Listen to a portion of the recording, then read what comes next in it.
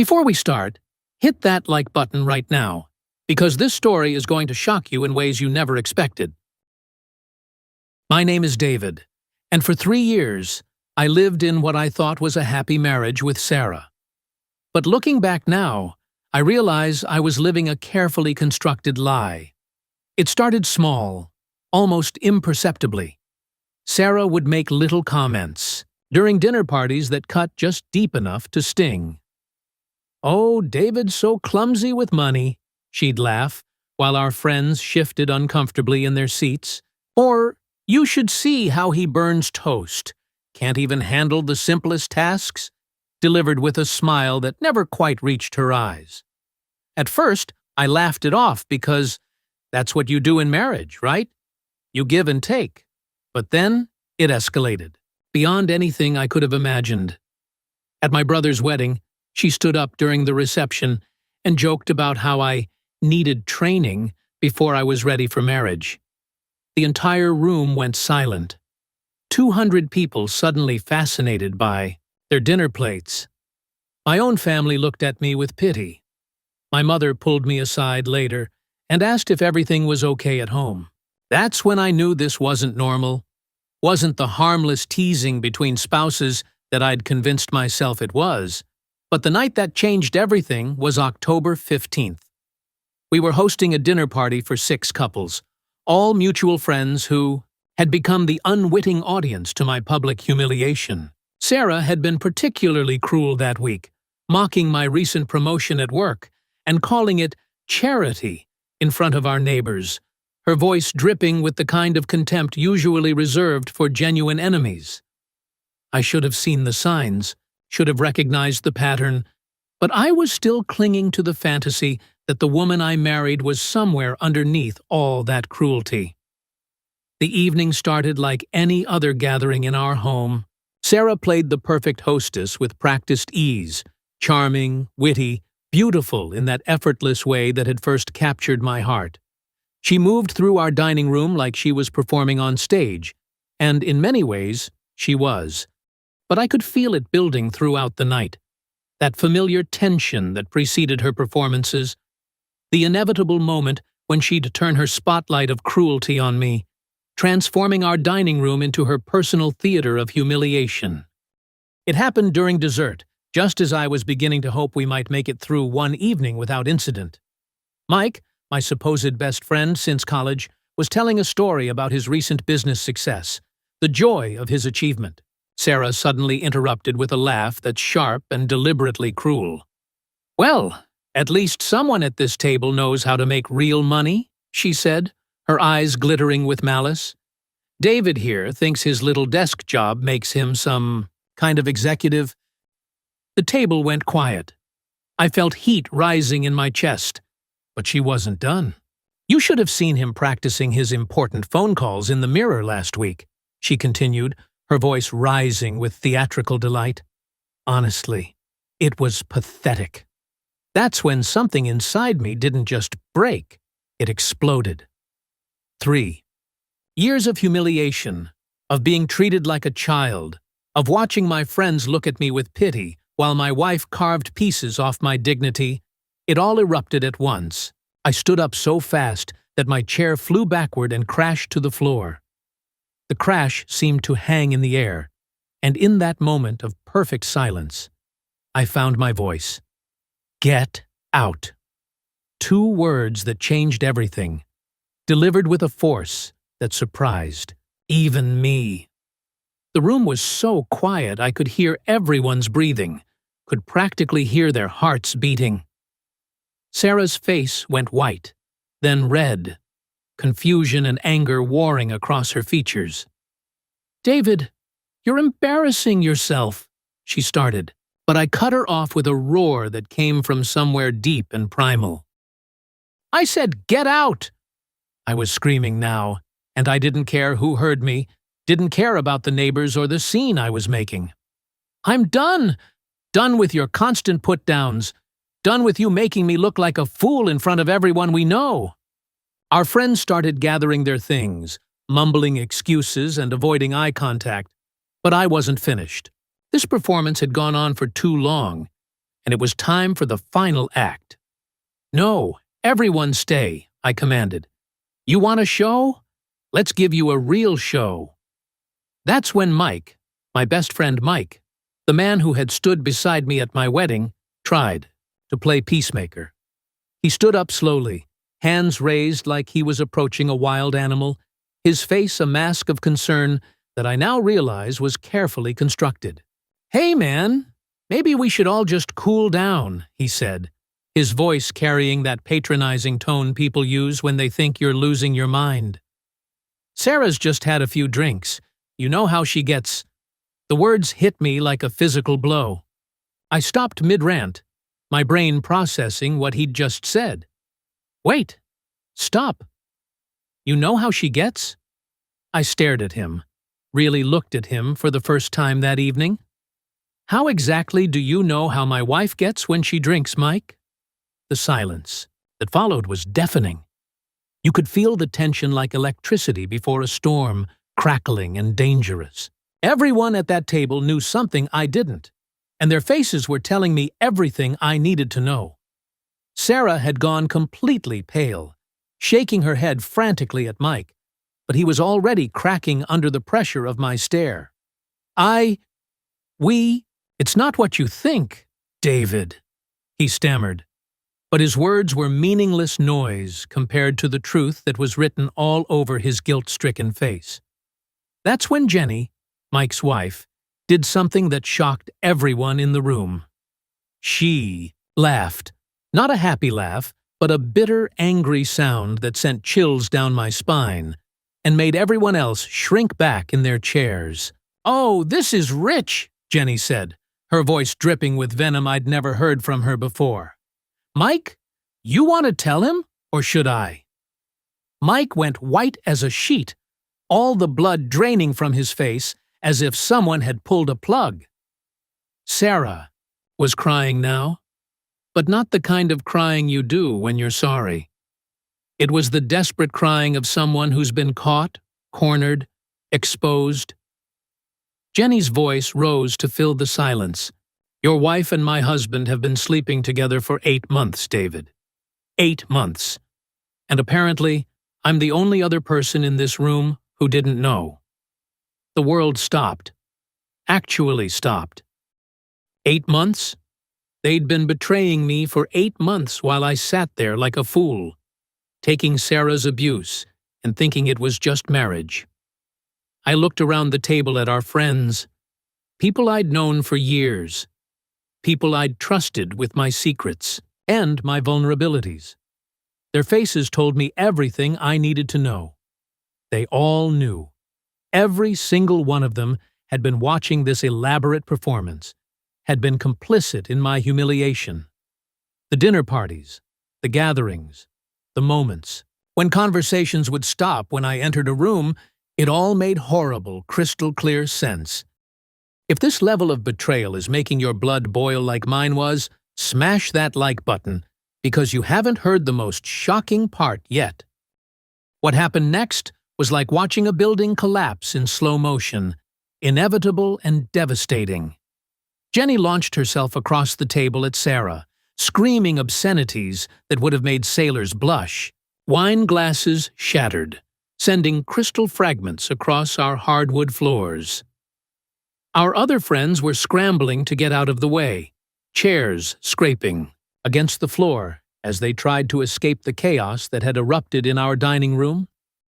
I just stood there, frozen in the eye of the hurricane, watching my wife and my best friend's wife rolling around on my dining room floor, clawing at each other like wild animals fighting over territory. Mike was trying to pull Jenny off Sarah, screaming, "She seduced me! She made the first move!" As if that somehow absolved him of responsibility. As if being weak made him less guilty than being predatory. One of our neighbors must have called the police. As the police separated Jenny and Sarah, as Mike tried to explain himself to officers who looked like they'd rather be anywhere else, as our friends finally escaped our house like it was on fire, I realized something that hit me harder than any physical blow could have. The cruelty, the constant put-downs, the public humiliation. It wasn't just Sarah being mean. It was guilt. She was making me the villain because she couldn't face being one herself. Every cruel word, every public embarrassment had been her trying to push me away, so she could justify what she was doing behind my back. After the police left, I did something I should have done months ago. I went through Sarah's things with the methodical precision of a detective, looking for answers to questions I hadn't even known to ask. What I found made my hands shake with rage that went beyond anything I'd felt that evening. The evidence of the affair was everywhere. Love notes written in Sarah's careful handwriting, hotel receipts tucked away in her jewelry box, photos that burned themselves into my retinas before I could look away. But there was something else, something that made everything so much worse than a simple affair.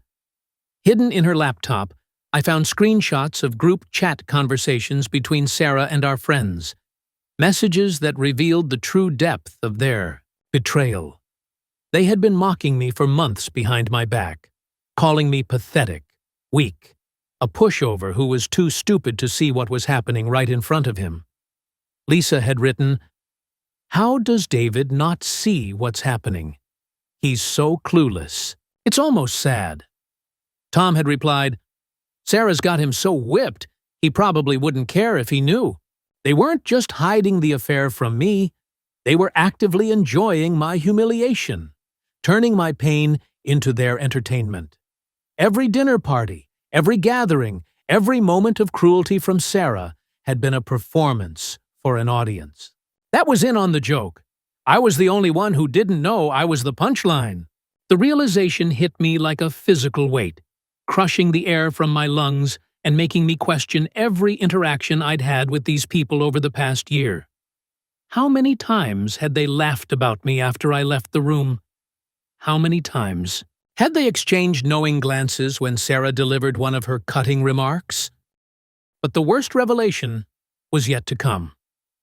As I was going through a box of Sarah's personal items hidden beneath old birthday cards and college memorabilia, I found something that changed everything I thought I knew about my marriage.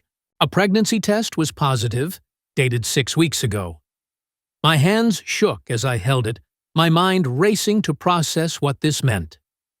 Sarah and I had been trying to have children for 2 years. We'd been to specialists, undergone countless tests, and spent thousands of dollars chasing the dream of parenthood. The doctors had assured us there was nothing wrong with either of us.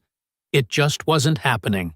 We'd talked about adoption, about fertility treatments, about accepting that we might never have the family we'd dreamed of. And all the while, Sarah had been hiding this from me. My hands were shaking as I grabbed the phone and called Dr. Martinez, our fertility specialist. It was nearly midnight, but this was an emergency that couldn't wait for business hours. When he answered, his voice thick with sleep, I could barely get the words out. "Dr. Martinez, I need to ask you something, and I need you to be completely honest with me. Those test results from last month, was there anything you didn't tell me?" There was a long pause on the other end of the line, the kind of silence that speaks volumes. "David, is everything all right?" he asked. But I could hear the hesitation in his voice, the careful tone of someone who knows they're about to deliver devastating news. "Dr. Martinez, my wife and I are getting divorced. Please, I need to know the truth." Another pause, longer this time, and I could practically hear him weighing patient confidentiality against human decency. "The vasectomy reversal you had 5 years ago," he finally said, his voice gentle but clear. "It wasn't as successful as we initially thought. Your sperm count is, well, the chances of you fathering a child naturally are essentially 0. The phone slipped from my hand and crashed, the sound echoing in the empty house. Everything suddenly made sense with crystal clarity, pieces of a horrible puzzle clicking into place. Sarah knew. She had known for months that I couldn't have children. The affair with Mike wasn't just betrayal. It was calculated, planned, executed with surgical precision. She was going to have Mike's baby, and let me believe it was mine. She was going to make me raise another man's child while continuing to humiliate me, mock me, and destroy my self-worth piece by piece. But even that wasn't the worst part. The worst part was what I found next, hidden in the back of the pregnancy test box. A note in Sarah's handwriting, dated just 2 weeks ago. A note her telling Mike about the baby. He cried happy tears. This is going to be easier than we thought. Once the kid is born, we can clean him out in the divorce and be together. The perfect plan. I read it 3 times before the full meaning sank in. They weren't just having an affair. They were planning to destroy my life completely. Take my money, my future, my chance at being a father, everything I had worked for and dreamed of. I would have raised their child, loved it as my own, only to have it ripped away from me when they decided they were ready to be together openly. The cruelty was breathtaking in its completeness. I didn't sleep that night. I sat in my living room, surrounded by the wreckage of our dinner party, surrounded by the wreckage of my life, planning my next move with the cold calculation of someone who has nothing left to lose. Sarah came home, at sunrise, looking like she'd been through a war. Her makeup was smeared, her dress torn from her fight with Jenny, her hair disheveled in a way that made her look smaller, more vulnerable than I'd ever seen her. "David, we need to talk," she said, her voice barely above a whisper. For the first time in 3 years, she looked genuinely afraid of me, and I realized that I liked it.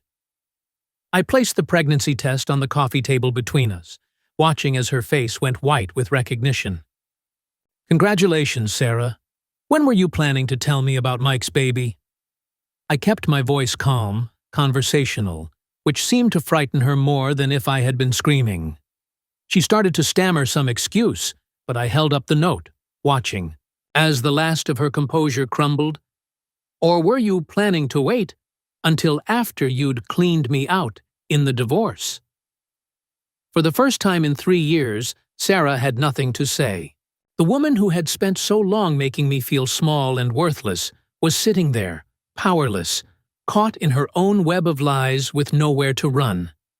"David, my darling," she started, but I cut her off with a wave of my hand. "It's over." The divorce took 6 months. 6 months of legal battles. Thanks to the evidence I'd found, Sarah got nothing. The house, the savings, the life we'd built together. It all stayed with me. Mike's marriage imploded too, and Jenny took him for everything he had, including his share of the business we'd built together. It was a small comfort to know that his betrayal had cost him everything too. Our friend group scattered like leaves in the wind, because it turns out that when your social circle is built on lies and cruelty, it doesn't survive exposure to the truth.